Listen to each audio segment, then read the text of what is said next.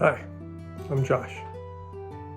I've been a Dungeon Master running D&D and other games like it for around 30 years.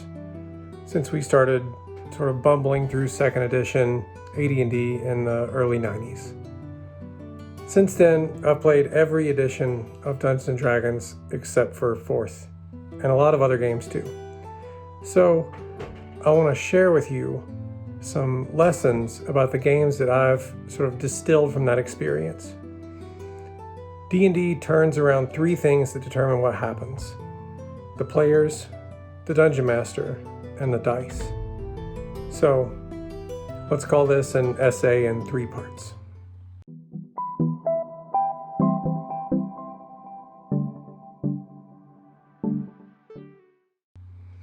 One, the story is whatever the player characters do. So let me start with a caveat. These are principles that guide my thought as a Dungeon Master. They're just that, my principles. They're not laws. They're not inviolable. We learn by doing, and as we keep doing, we keep learning. And I'll keep doing that as I keep running games. You might not agree with me, and you don't have to. Play the game the way that's fun for your group. All I'm asking is for you to listen to these points before you throw them out. And the first point is that the story is whatever the player characters do. So this is a point that a lot of people struggle with. And there's a wide-ranging debates about how this should play out. There's a whole discussion to be had about sandbox and a railroad. A sandbox is where there's just some defined setting and the PCs just go play in it and explore and find what's there. A railroad is an adventure on rails, where the players just follow along with a predetermined narrative on a predetermined path. A lot of adventures strike a balance between these two, and I think there's something to be said for that approach. And some players will thrive in campaigns that lean one way or the other. My approach tends to be something like this. So, I've got a setting, a town, some wilderness, a kingdom, maybe more. Maybe there's a whole region of a continent.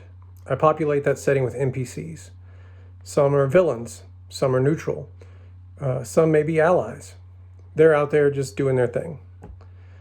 They've got their own goals, and these goals, they're happening on their own timeline.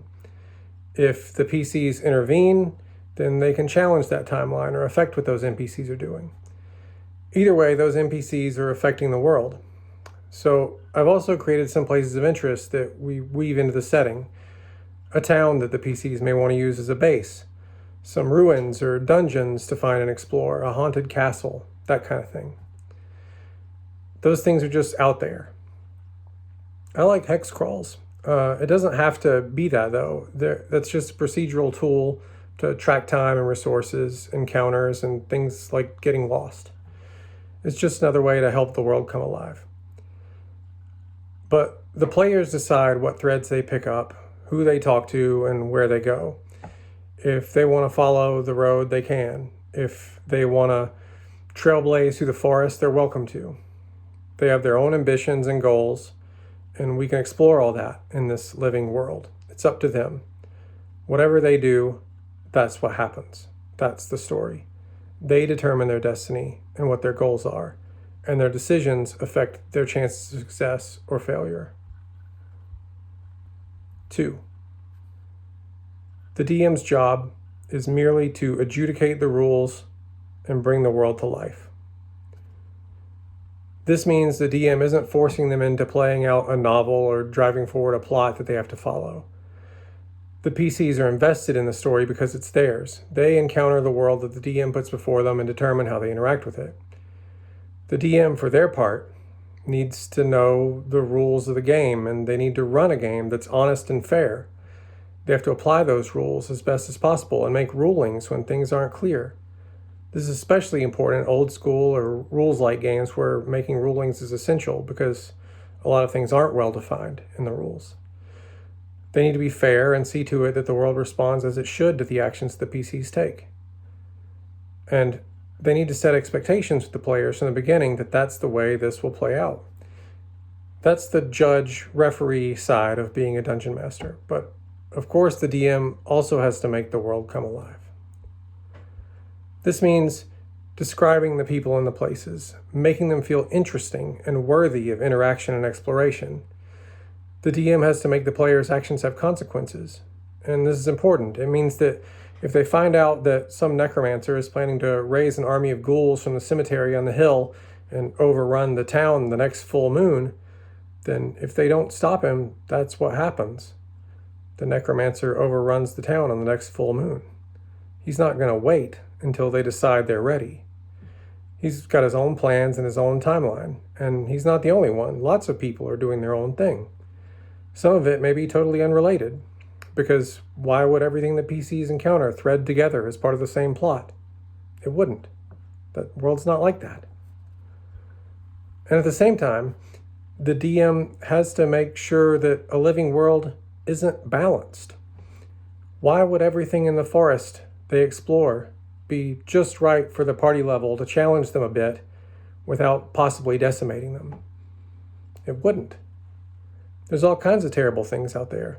The PCs will need to be alert to signs of danger, learn to avoid fights, think on their feet, problem solve, know when to run and know when to surrender. Sometimes they'll get in over their heads and sometimes they'll die. They should know that this can happen, and they should trust that you'll be fair and not rob them of the chance to die by their choices. But sometimes they'll come up with some crazy scheme and beat the odds, and it'll be amazing. All the more incredible because the risks and challenges were real. And that brings me to the third point. 3. The dice never lie. So don't ask them questions if you aren't prepared to accept their answers. So I'm fundamentally opposed to fudging dice. The rules are a contract between you and the players.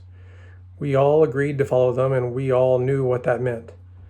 They need to be able to trust you, and they need to know that if they lose, they can lose everything.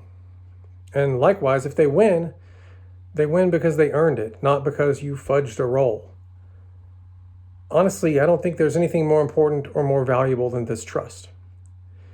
If the cost of this trust is a TPK, a total party kill, everyone dies, everyone has to start over, then it's worth that price.